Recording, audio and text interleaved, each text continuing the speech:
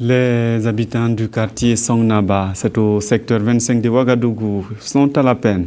Hier soir, juste après les pluies, des concessions se sont retrouvées dans l'eau.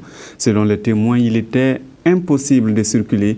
Les autorités administratives, communales et religieuses trouvées sur place se disent préoccupées. C'est Sylvestre.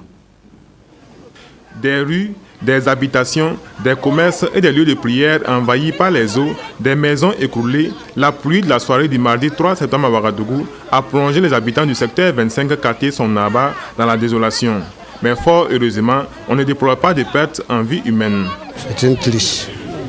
Quand vous voyez les gens en train de déménager leurs cours, leurs chambres à sortir des matelas et puis autre chose, c'est nous-mêmes qui les aidons à faire sortir.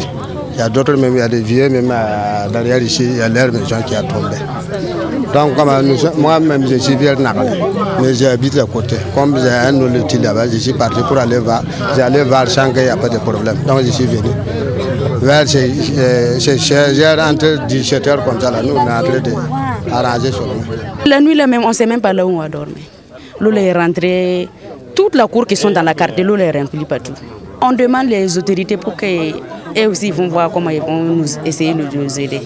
Les habitants disent vivre des calvaires similaires à chaque pluie, mais la situation présente ne l'avait plus vécue après les inondations du 1er septembre 2009.